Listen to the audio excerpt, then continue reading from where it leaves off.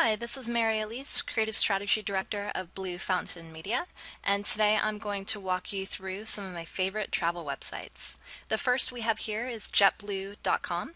I'm a big fan of this airline and a big fan of their new website, which launched about a week ago.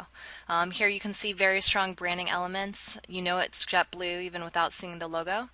Very nice organization of content, strong messaging here, getting a user started to either log in or get started with a flight search.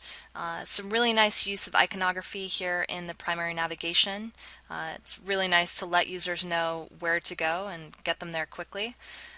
You have a nice banner rotator here as well, which is offering some messaging and promotions with some strong calls to action. Their use of color is very nice. It's complementary to their brand and also leads users very quickly to dive in and book flights. They have a great tool here if you go to Where We Jet, which is an interactive map. This interactive map lets users search by their departure city and arrival city and has a nice call to action to actually book your flight. So if we start out here in New York and let's go down to the Bahamas. It'll show me different flight paths that I could take to get to the Bahamas, and then has this nice call to action to actually book the flight. Really great user interface here, intuitive, clear messaging, strong calls to action. There's a great stickiness factor here as well because they're featuring their promotions right on the homepage. And JetBlue, this new site, has a really nice tablet experience, and they do have a mobile site as well, which really simplifies the experience and speaks specifically to users who would want to check in for a flight, check for travel info updates, etc. The next site we have, which is a nice segue from JetBlue, is Delta. While their homepage isn't that exciting visually, it has a really nice cross-platform experience. So they have a wonderful iPhone app that lets you check in.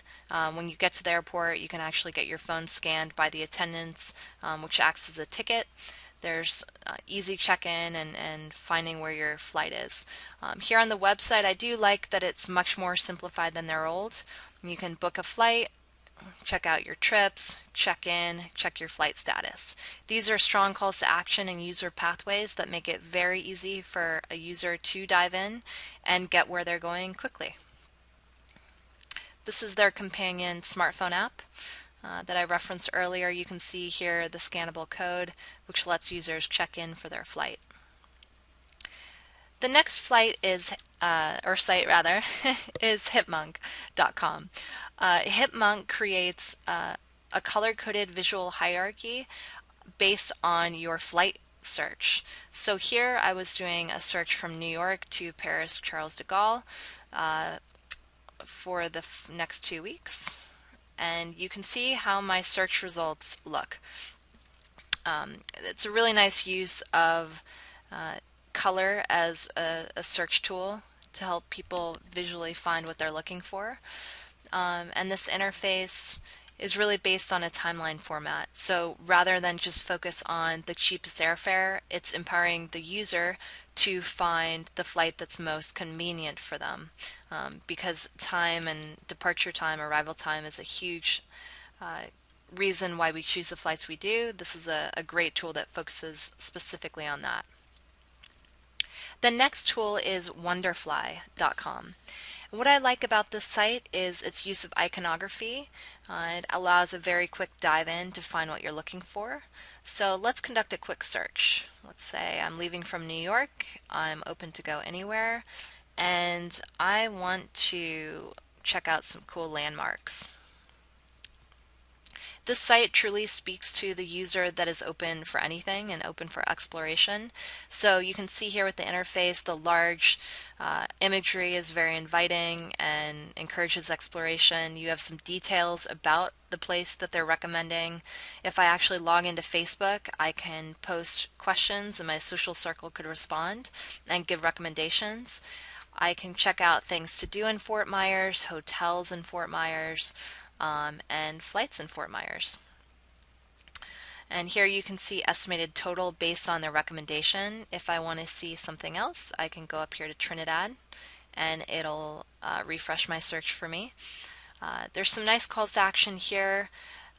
If I've been to a place, I can start categorizing and archiving that if I want to go there or if I want to add it to my list for the future.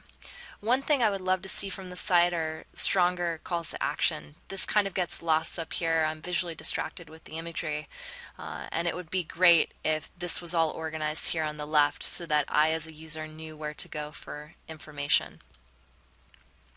And the last site is planner.com.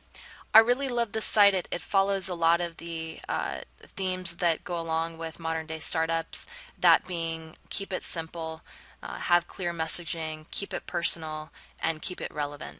So after I conduct my search, I arrive at a screen like this. It's an itinerary building tool. So how it works is I'll select where I want to go for how many days, how much do I want to spend, what am I interested in doing, and it will automatically create an itinerary for me. I really like this overlay that appears. The site can sense that I'm a new user, so it's leading me through where I can find what I'm looking for. If I click, now I can start exploring. And it's a really nice use of Google Maps integration. It's starting to actually render my itinerary for me and break it down by days. You can see up here. And this is a great example of strong calls to action here. Book your hotel. There's some share and print options as well. Those are nice big buttons that will translate very nicely to a tablet experience. There's also an option to save, which is great. You can save your itinerary, come back and change it in the future. And you can change your trip dates, check out some hotels and check out their suggestions, and continue to change your itinerary. So these are just a couple of my favorite travel sites of the moment. I encourage you to check them out. Overall they have great user interface design, strong calls to action, intuitive interface, and really nice cross-platform experiences. Stay tuned for the next episode, which will come to you next week. Goodbye.